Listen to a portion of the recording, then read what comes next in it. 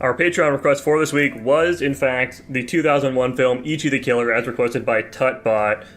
Nico, take us away. He picked a movie. No, he didn't. He didn't, though. You and I both picked movies. Oh, that's right, I did pick. Oh, I forgot I picked this week. Dang it. I was so close. Crazy. So guys, Ichi the Killer follows the story of the sadistic Yakuza enforcer himself, Kakehira, not Ichi the Killer as you may suspect initially, who is on a relentless hunt for his missing boss, only to discover that the true perpetrator is Ichi, the killer himself. As Kakehira delves into the deeper, violent underworld of historic Japan, he becomes embroiled in a brutal and twisted game of cat and mouse with Ichi, who repressed his trauma to manifest in uncontrollable bouts of lethal rage, and in the end, they fight, but they don't actually fight. It's very unsatisfactory, so much so that Kakehira just kills himself, which is exactly what I want to do while watching this movie. Tanner, take us away with your haiku. Here's my haiku as inspired by Ichi the Killer. Sad incel killer. Cool gang OC, do not steal. This is a good ending? I gotta say, his boot blades were extremely effective and efficient at their job. So much so that I find them completely unrealistic. I don't know if that's just... Honestly, I'm not entirely sure what is and isn't unrealistic for the world that they've created here. Because you have weird shit like Ichi with his fucking boot blades. You got Kakehira, who apparently just has, like, a bunch of rows of teeth. And you also have, like Ichi's dad, who is also, like, an incredibly muscular dude with a CGI head. So, like, who knows what the fuck is supposed to be real in this world. Did he have multiple... I'm pretty sure I looked away for this part because I couldn't Did he have multiple sets of teeth? Yeah, maybe. I don't fucking know what's going on there exactly. I don't know what they were trying to convey. All I know, from what I saw, from the little that I saw, he removed the little loop piercings right here at the corners of his mouth, and that just allows him to open his mouth up more than he... It looked like there was some weird shit going on with his teeth, too. Well, he's a pretty fucked up guy, so that's kind of that. He's a pretty crazy guy. Dude, this movie was crazy. I got a Terrifier vibe from this. Kind of how, like, Nico was like, this is just torture porn for torture porn, or whatever Nico called Terrifier. I can't justify this being a good movie, though. It's so hard to watch. Just, like, I can't handle human gore. And that's pretty much all this movie is. Unlike Terrifier, though, they do at least, like, try to have a story here. Did they? Because it didn't feel very... I mean, like, you know, it's very complex, okay? There's a lot going on in this narrative. Like, it's very intricate, Dylan, you know? It's a bit non-linear at times, perhaps. They're weaving together, like, a lot of different storylines that they just don't wrap up a lot of the times. And it's unclear as to how they really relate to each other most of the time, but they're at least trying. I'll retract my statement about it being not coherent. Oh, it's not coherent. Say it didn't feel very strong or compelling at all. I wasn't invested in the story at all, and so because of that, I didn't enjoy this movie because of the other aspect that I had previously explained. Well, yeah, I feel like a big detriment here is that, like... It's not even that, like, any of the characters are, like, you know, not, like, you know, good guys or whatever. It's just, like, you don't really want to root for anybody in this film. And as a result, it leaves you, like, really uninvested in what's happening. Yeah, pretty much. I just kind of wanted everybody to die. Or, like, if somebody was gonna die, I was kind of like, whatever, just another tally mark, I guess. Interestingly enough, though, guys, this is our very first Takeshi Miike film, okay? He's a very famous director over in Japangu. If he's so famous, why haven't we seen one of his movies before? Because we're racist? Oh, yeah. Yeah, this was a wacky and expressive movie, I guess I will say. I agree, the plot, very hard to follow. It's hard to keep track of who is on whose side and who knows what information and who is trying to accomplish what. Like, I'm kind of unclear on why Ichi's handler was even having him kill people. He was just, like, trying to gain power in the Yakuza or something? I think it's just because it's the Yakuza and they just need to kill a lot of fucking people. So he had the efficient killer kill a bunch of people. I don't think it's more complex than that. Gotcha, okay. Yeah, it's often too slow. The sound design? It's inspired, baffling. Tanner. That's what it is. It's insane is what it is. So many of the sound effects are just crazy, and it's very loud a lot of the time. A lot of the dialogue is getting drowned out by music. The editing is similarly, chaotic. I'll say, I was gonna say schizophrenic at times, but yeah, chaotic. Ultimately, I don't think this is a very good movie, but it's very interesting. Tanner, is this going to be one of those so bad it's good? Oh, it's not. No. Thank God. Thank God. No. Yeah, speaking of dialogue, I think this was another just peeve of mine. Like, there was, and it was only the one character. What's her?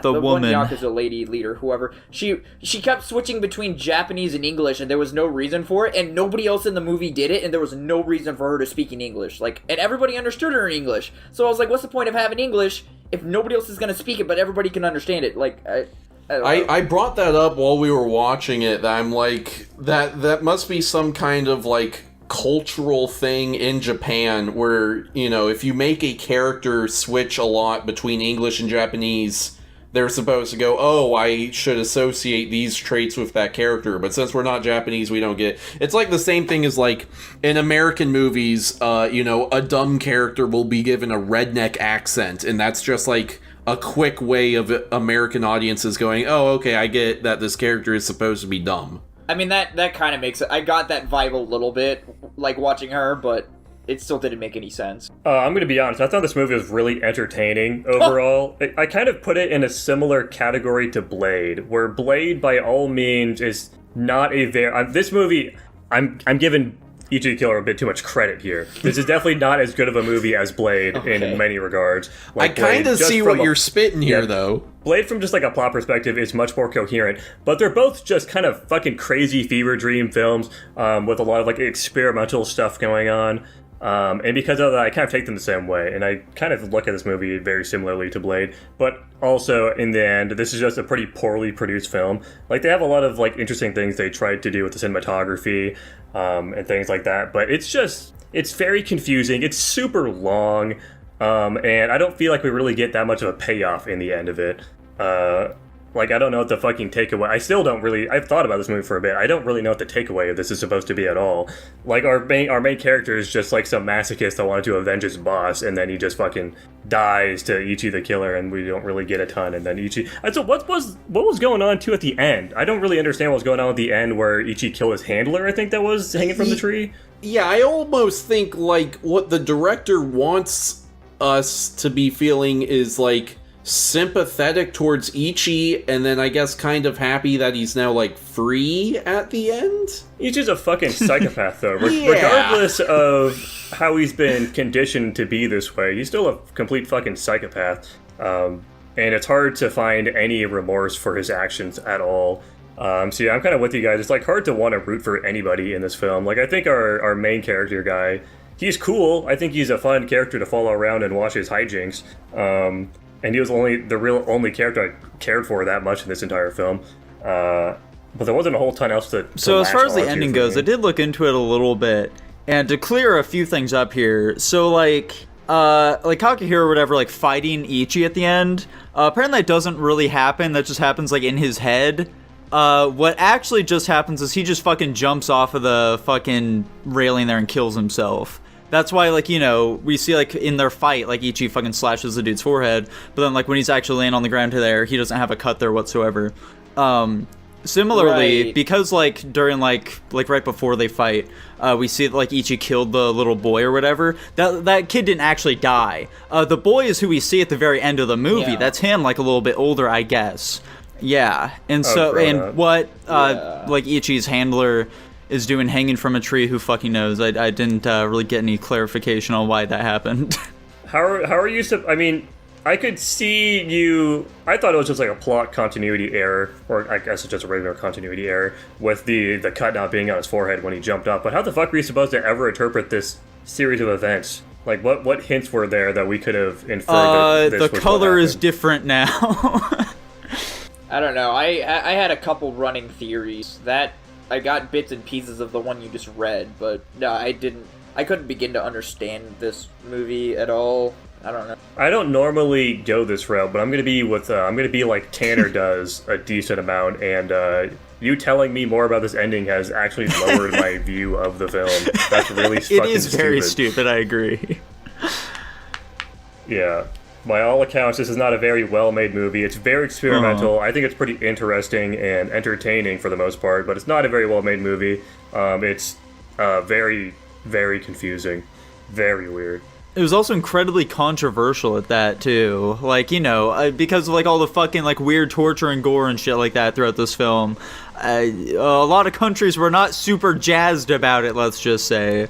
As well as, like, for some of, like, the releases here in the U.S. when it came out, some people did, like, promotional barf bags that they gave out with tickets for the film. Checks out. That's cute. I don't know. I think a takeaway we can all be happy with about this movie is Yakuza is bad. I think that's like the general takeaway. I think the games are pretty good, Dylan. I just think that you're being cruel because you just haven't played them or something like that yet. I don't know. But with that, Jackson, since you've been like flip-flopping a little bit here, what's your ranking going to be for this one? This is a really hard movie to rank, and like I go with a lot of my films where they're like pretty bad films, but I still find them kind of entertaining. This definitely does pull it up a bit, but it's not a crazy rank. This is maybe even low. I don't really know. I guess we'll find out soon. But I gave it a D+. Okay. Interesting. Tanner, how are you feeling about it, man? I went ahead and gave it a C. Oh my god. That is so much higher than I was expecting you to give it. While we were watching the movie, you were saying like, yeah, I'm gonna be honest, it's probably gonna be like an F tier probably for me. I don't think I said that. You did say that. Did I? Yes. Man. Yeah, you did. Oh. I kept talking about like, oh, Dylan's definitely gonna give this movie like a fucking F or an F-, and I think I don't that's know. one of the sentiments. I mean, too. yeah, I think I think the entertainment factor did pull it up quite a bit, and I do appreciate what it was going for. I think for me, it's just like D and F tier. Like, I have to like really actively dislike movies for them to get in there, and I didn't like dislike this one. It was more of a passive, this isn't very good. Okay. Well, Dylan, how about you, dude? Anyway, about the subjective tier list, I'm gonna give Ichi the Killer an F+.